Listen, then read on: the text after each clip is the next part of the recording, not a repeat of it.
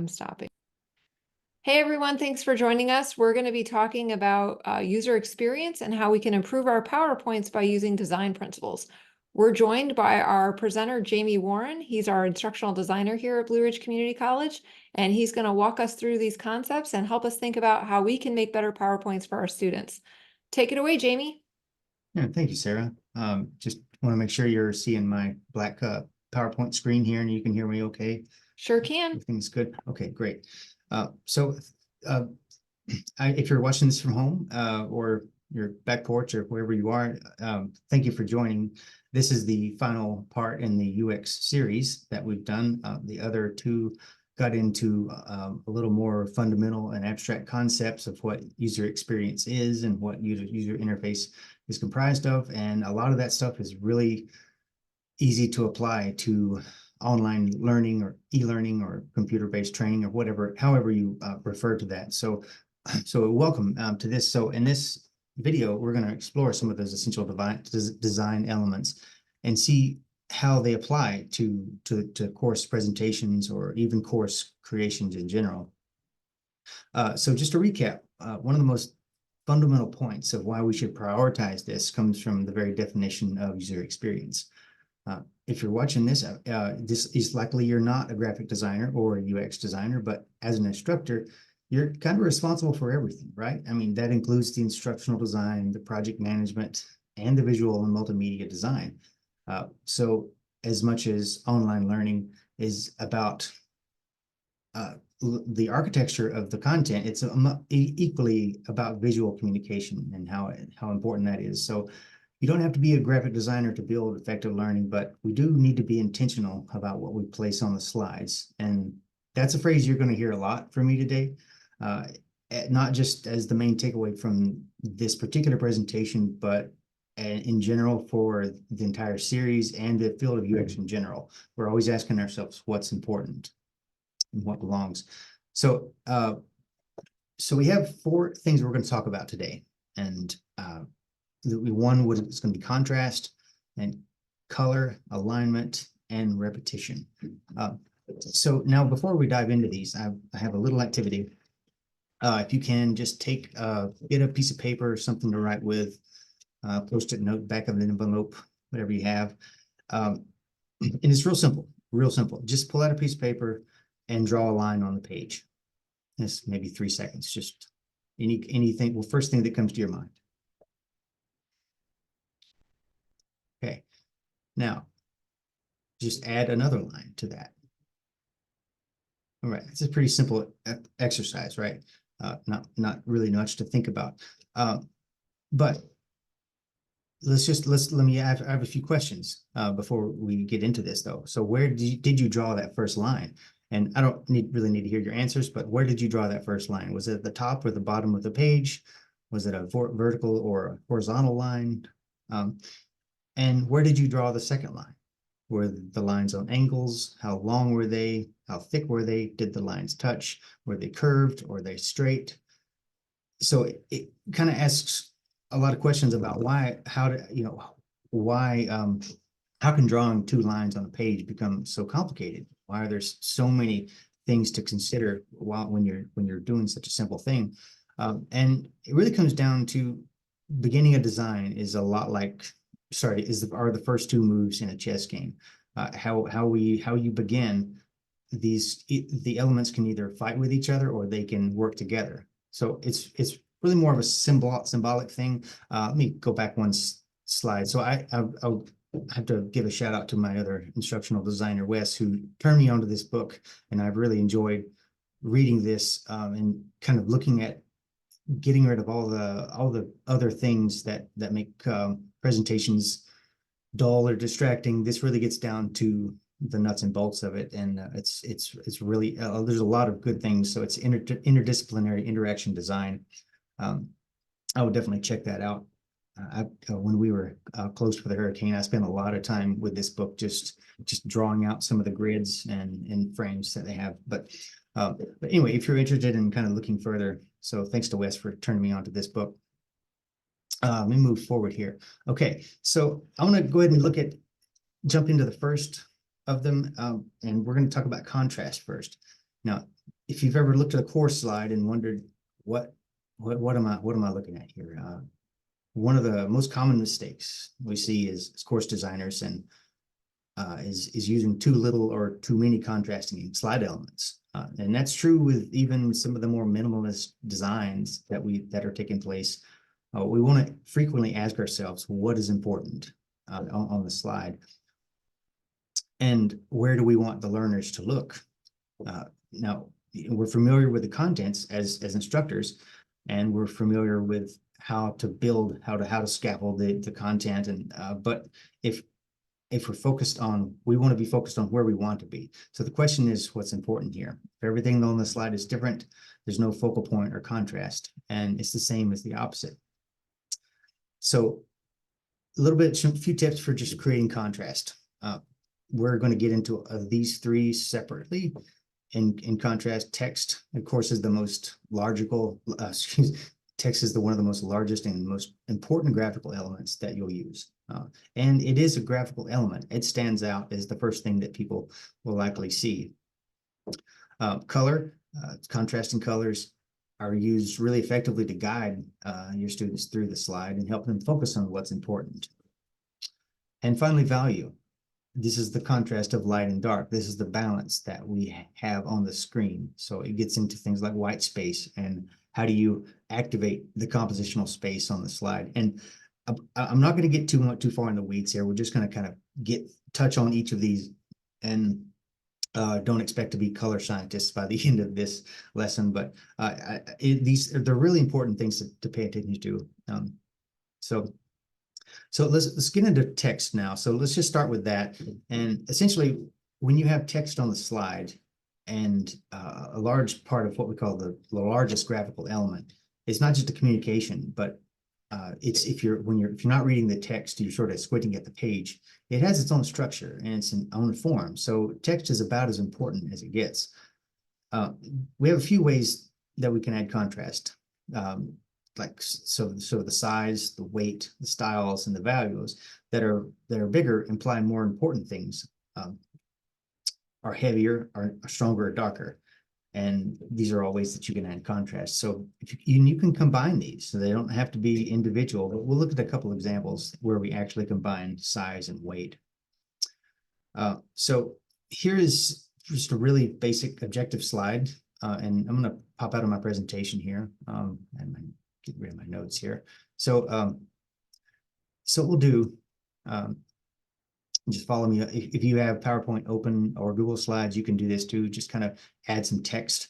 But what I'll do is just make these. Let's see, where am I here? Sorry, here we go.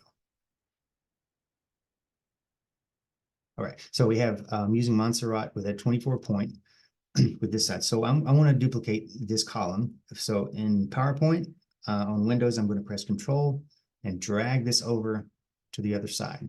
Okay, and just create another one just like that. You can also press Control D if you're using Windows. I think it's Command D on a Mac. But so here's where we're going to apply some of our style, some of the weight and the styles. So first thing we can do is, clearly we can just make it bold. That's the easiest thing to do. But we're going to bump up maybe up to 32. Make sure it's straight there. Okay. So, and then for the body text, we're actually going to bring it down a little bit, and we'll turn that into maybe from a black. We want to make the text kind of stand out a little bit more. So we're just going to kind of lighten it up just a little bit. So you can see already we have a big difference in how this is all laid out. So what I like to do if I'm designing a PowerPoint slide, I always zoom way out. And even though you can't read the text, you can see what's going to pop out to you. So if you close your eyes for maybe 3 seconds and open it back up, what is the first thing you see and what is your eye drawn to? So that's really important things to consider when you're building like an objective slide, which you really want the student to read that and retain what's on the slide.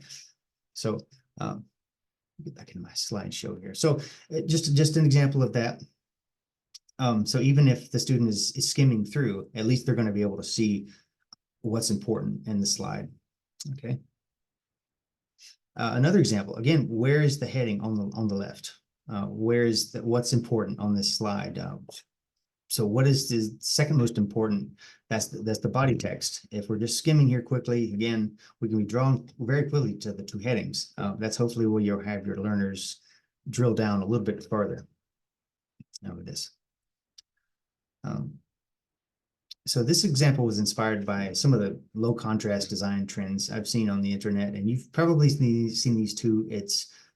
Maybe it's a type of minimalism. I'm not really sure. I don't care for it, and I don't think a lot of people do either. Not just for accessibility reasons, but it's almost like it's a trend for the designers. But anyway, there's a lot of awareness around the low contrast, but the light text and the light background does not help readability. So just keep that in mind. Okay, so now let's look at color a little bit. And so we're still in contrast, but we're looking at the color aspect of contrast and how it can be used to guide the learners through the slide again. If everything's minimal, then we have that one element of color like we do here. It's real easy to see where the learner's eye is going to be drawn, focused. Now, you could use this in an example. This is a navigation button here, but if you're creating an H5P, for example, with a course presentation, you can create these interactive buttons, and then that could be used as navigation. But I'll use several examples of that as we go on, but the point of this slide is to see where is your eye drawn to at first. The common mistake especially with new designers is using too many colors on the slide, just because PowerPoint and Google Slides and Canva, Photoshop, whatever you're using, just because they have those colors available doesn't mean you have to use them all. So I'm asking myself here, I'm looking at the slide and I'm asking what's important? What am I supposed to be looking at? And the colors are competing with each other. They're all primary colors, so they're really bright and vibrant. They're all the same style and the same weight. I have nowhere to focus. Plus the text is just not consistent. So as opposed to this is the other side of that. When everything is too muted or it's distracted or too light, I also don't know where to focus, right? So I mentioned that low contrast design that's trending, and there's a really popular, really famous website for looking at these kind of things is the Nielsen Norman Group. So they published a really good article about low contrast text and how it's not really a great thing. So I think they're all ready for that trend to kind of end. But there's a link right there. I didn't put I'll try to send the link at the end of the presentation, but I would highly recommend looking at some of their articles. Really good stuff. So the idea, by using just a little bit of color to establish that hierarchy, and then a single color where we can draw the learner's eyes. Now, it's worth mentioning that even though these are just stills or mock-ups, one thing presentation designers have that print designers don't is animation. So even though I didn't narrate this particular presentation, you can really, if you're making a video, like a recorded video with a talking head there, you can actually add animation to each of these. So if you're doing a voiceover and the playhead is moving, there's nothing to say that you can't animate and draw different focal points and sync with the audio, right? So maybe we're on this image with the green, and we want to create kind of a sort of a tabbed interaction, if you will. So just think about the green as item 1, and I'm going to advance the slide.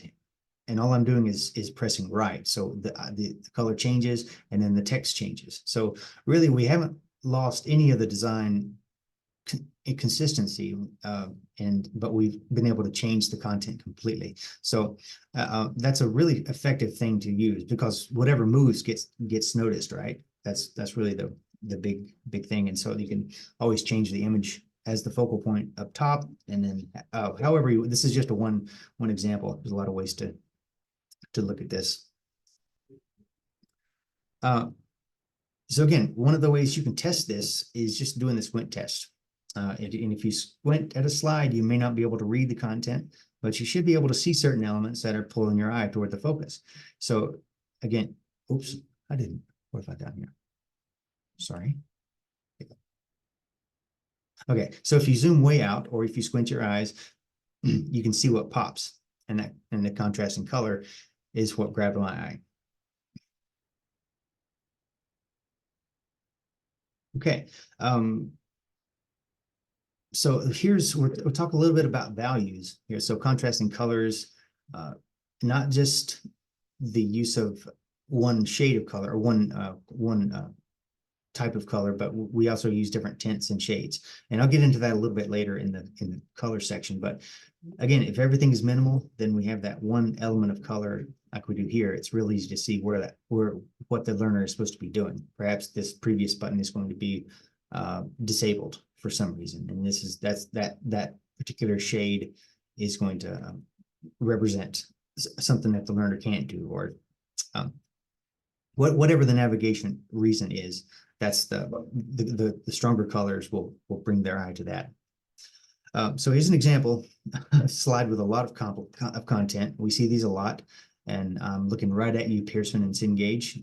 So if you have a slide that just, we're getting into the Tesla's law, which is an actual user experience law, saying that for any system, there's a certain amount of complexity that cannot be reduced.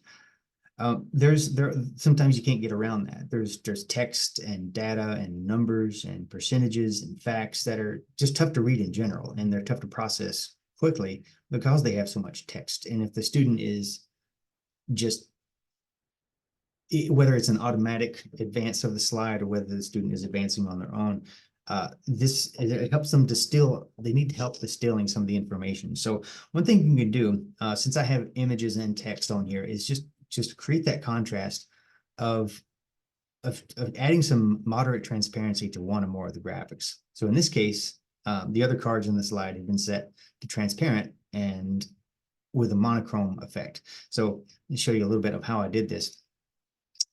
So if we have, this is the regular image. So if I go to these other ones, you can go to format. Yeah, so there's the artistic effects where you can actually create these different styles, and then there's color as well, which you can add. You can change the color. So you can set like a transparency to maybe 30–40%, not much, but now all of a sudden this one image is standing out to me. And the same with the text. This is not necessarily the most important part of the text. I just wanted to demonstrate that by turning something red, like if you had like a number here or a percentage that you weren't going to represent with a chart, but just wanted to keep in the text, that would be the place to do it. Maybe to goose up the size a little bit and make it red so that it stands out. So, and it's another variation on that. So what I think is neat about all these design principles is that they can be learned. We're not guessing here. And so, but when you start to know what to look for, in other words, so when things become unreadable, you start asking yourself, what's wrong with this, or what would you do differently? And I'll jump off script a little bit, but we've all been at those restaurants. My wife and I were actually at a restaurant not too long ago, and we were looking at the menu, and we just kind of started laughing because it was just so horribly designed. There was no groupings. We couldn't tell what was an appetizer, it was just it was about 8 pages for a menu, which is, for food reasons, there's a lot of reasons that's a bad idea. But when you start looking at ordinary things on a day-to-day basis, then you start to pay attention to, okay, what did I focus on there and why? So it's always good there's a dozen different ways to create this graphic. I mean, but once you understand how to use contrast in a way, things start to open up quite a bit, and it less the guesswork goes out of it. So one more example for contrast, say we have a list here that we're trying to quickly communicate. What are the most frequently used keys on a keyboard? So thinking about contrast, what would you do here? Maybe take 3 or 4 seconds. Just think about that.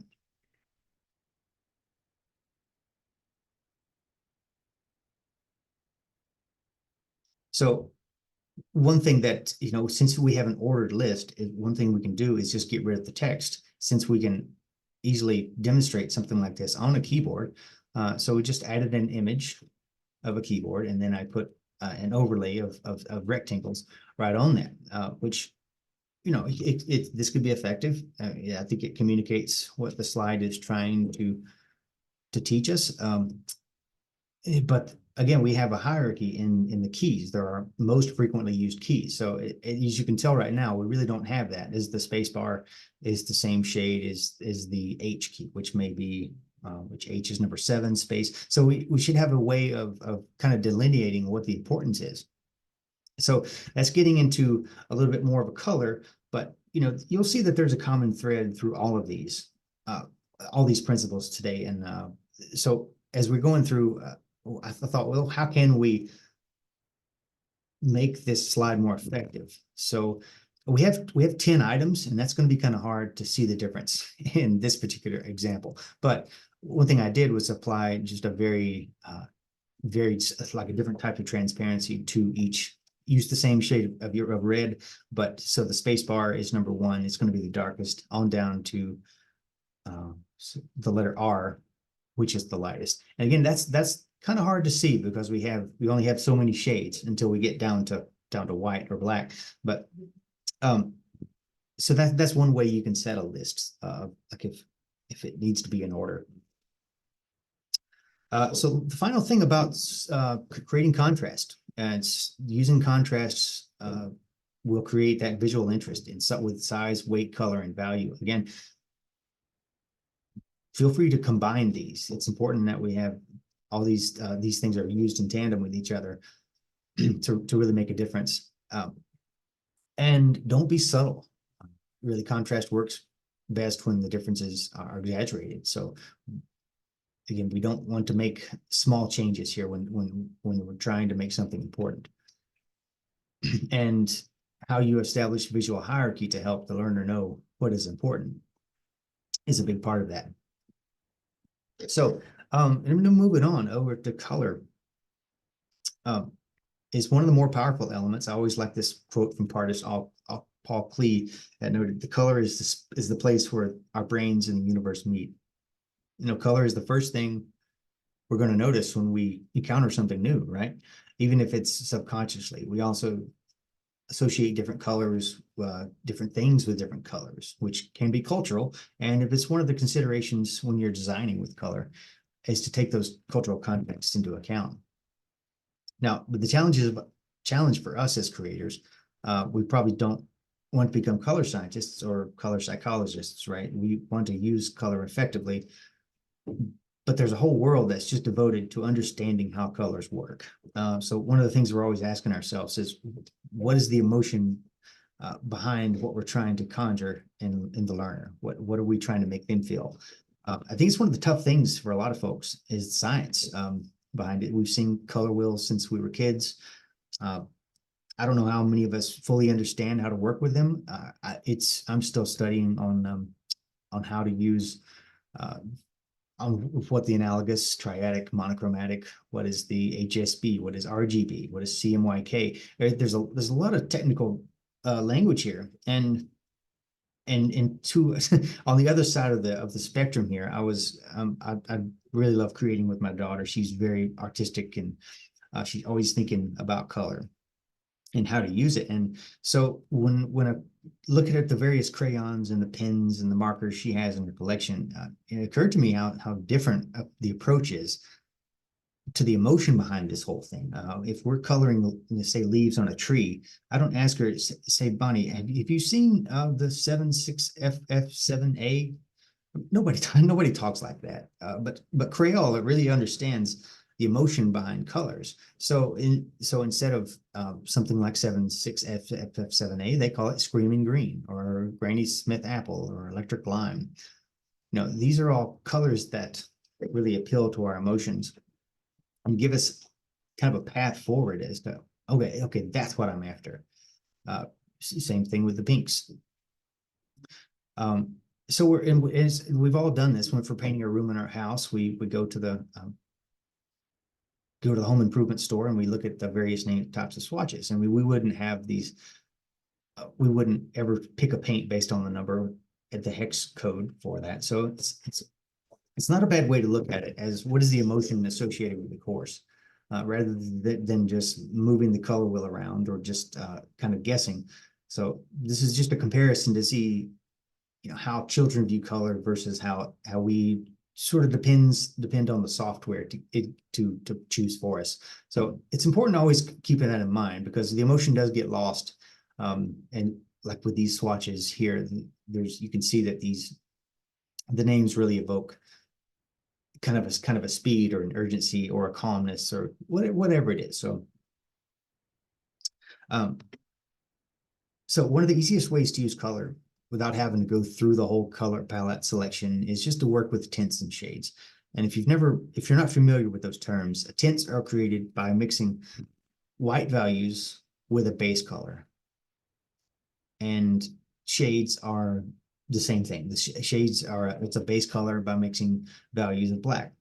And the idea is that we're just going to take a base color. In this case, I grabbed a random palette from Coolers. Very cool website, by the way, coolers.com. I think you can kind of press spacebar and it will generate a palette for you, or so this is and then you can download an image of that. So step out of my presentation one more time, but so when you get the whole color palette, so basically I have one base color, it's a rectangle, and then I have these smaller rectangles which have very varying states of transparency. So we have from 95 down to 0 and added white. So really, if you wanted to change this color, all you would need to do, go to Format, Shape Fill, and really you can choose any of these gradients, or you can pick directly from your palette that either if you're using this for Blue Ridge or for something else that has a different color scheme, you can just add that and then use the eyedropper to change and you do the same thing for the shades. This whole presentation is going to be able to for download, so feel free to steal this. I'll be honest, I did not invent this. But I like recreating these things because it really does help to ingrain it in my head. So let me go back to my slideshow. All right, so now you don't have to worry about combinations here. This is the value. This is the advantage here. All these colors, the tints and shades, are going to work together. So feel free to download this presentation and use 2 base colors and find the whole spectrum of tints. One thing that's really helpful is to create a style guide. I've made this in Figma, which is a really cool design tool that I've got a lot of this. The style guide is available through the Blue Ridge website, and these are all the values and the fonts that we use here. So I always try to stay focused on, if I'm building something for Blue Ridge, this is the design. This is kind of my template that I go to. This is the rule book, the truth, if you will. So it's having a style guide. It may not be something that you find any value in for just a presentation, but if you're doing like a project that's going to take a while, that's going to be ongoing and maybe collaborated with other people with, it's good to have a sense of, okay, here are the tools we're using, and here's our direction. So just a few things about using color.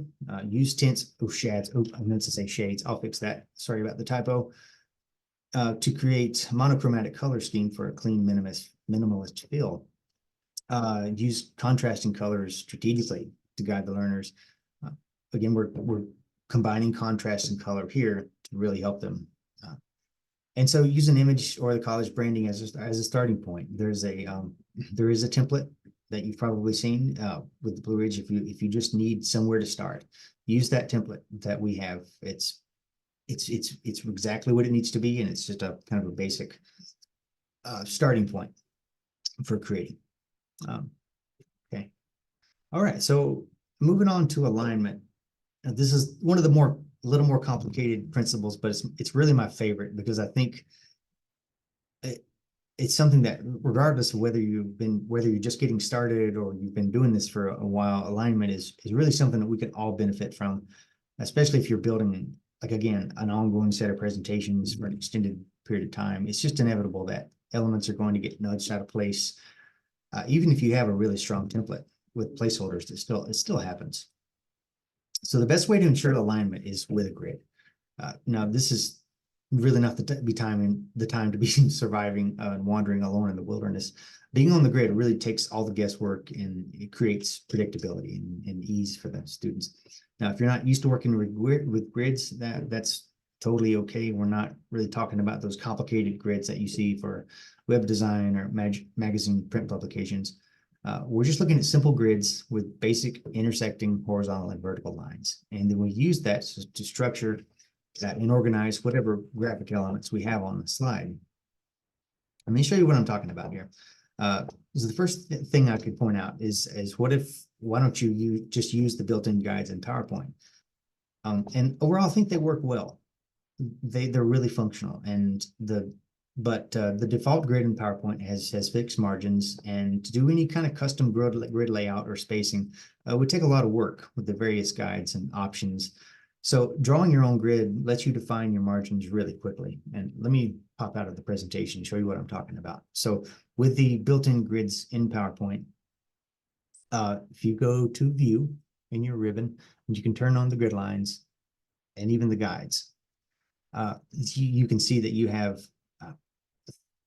have some control over how close they are. These are 1/8 of an inch apart. You can also set them to 1/4 inch apart, and it does spread them out a little bit. But you don't have, if you want to change these, it's going to take a lot of work to do this. So one of the things, I'll just get into a blank slide here. So what you want to do is set up a grid so that everything is evenly spaced. And the easiest way to do it is just use rectangles, just simple rectangles. So if I go to Insert and I go to Shape, I can use a rectangle here. So I'll just draw this out from the top down to the bottom. Move it over to the side. Now that's a little heavy, so I'm just going to turn the fill off and maybe make the outline a little darker so that you can see that. Maybe a little heavier. Go from, yeah, that's fine. Okay, so now let's look at our the size. Now we have 7.5 high by 7.5. Let me move that down to 7.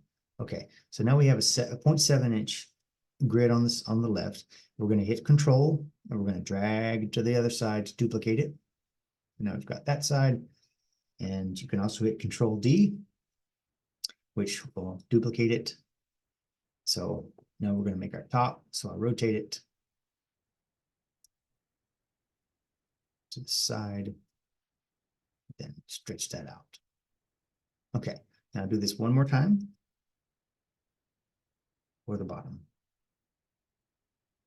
Okay, now so we have our frame. Now, honestly, this is a lot. This will help you a lot because with the cell padding and the creep that things tend to have, it's good to have these guidelines. But we can take it a step further by getting some of our inner guides set. So I'm just gonna use a simple rectangle where we can draw this down. I'm gonna make it a little more narrow. And at this point, we really have a lot of options as to how we want to lay this out. If we want to have 5 columns or 12 columns and 6 rows, or however we want to do this, we have that option to kind of customize this. So I'll just create this. I'll just duplicate this a few times. And one cool thing about PowerPoint was when you start duplicating and you have your spacing set, then it will continue that spacing every time I hit Control D. So I don't want to have quite this many. So that's 1, 2, 3, 4, 5, 6. That's 6 of them. So what I want to do now is space these out equally. So if you press Shift and click, and feel free to rewind this video. I'm going kind of fast, but if you miss anything, so you want to hit Shift to select all these, and you also want to get the rectangle on the end. Okay, so now we've got all these selected. So I go to format and then distribute horizontally. Now we have an even grid that is spaced exactly apart, six ways. So if you have 6 columns here, and you can also add rows. So I can duplicate this one more time and turn it horizontally, and now we'll just put it right there and move it to the end. Okay, that looks pretty good. So I'll duplicate this, and again, spacing doesn't really matter. So I'm just going to do a 6x6 grid. It's 5 and 6. Okay, again, shift click to select them all and include your upper rectangle, and go to format, align, and distribute vertically. All right, cool. Now when we've got a really solid grid that we can use, I'm going to take some of this, well, if you wanted to continue to play with this, you could take the format, go to and remove the outline, which I would recommend doing something like that for all of these. I won't do it in this presentation, but one thing you can do with this is I use these all the time, and honestly, I wouldn't think about starting a PowerPoint presentation without them. But one thing I would do is I tend to recreate them for every presentation that I make. But what you can do is, if you can get all these copied, press Control A and copy, you can put these in your slide master, and you can have these set as a layout. So for example, I've done this earlier. So if I wanted to change this, if I wanted to say maybe go to this slide, and I can change the layout, I have the grids already set up here. Oh, I didn't do what I wanted. Sorry.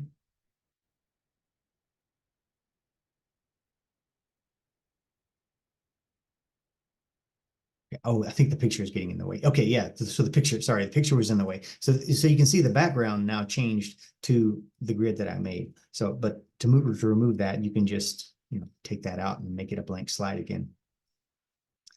So grids, very helpful. So now if I wanted to add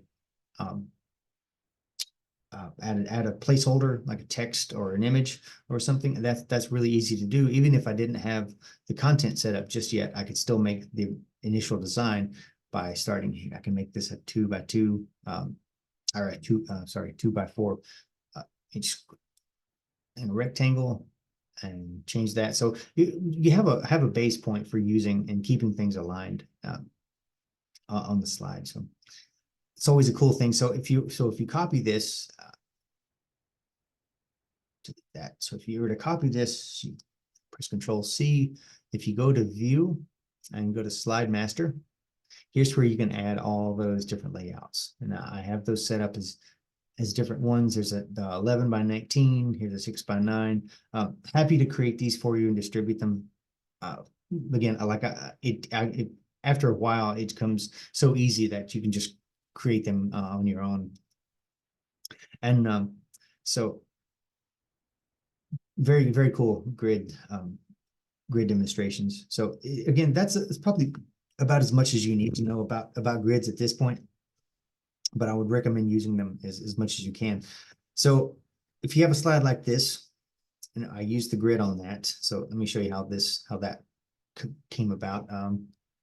This one may have gotten moved around a little bit, but I'll see. Okay, so you can see that I've created the boxes right in here, and I've had the title lined up, and so everything it took all the guesswork out of it. And there's also guides. If something gets nudged and you don't have the grid available, you can always, there's a lot of guides, and I would recommend setting those up in the grid lines settings here. So if you want to make sure that snap objects to grid is checked. All right. Okay.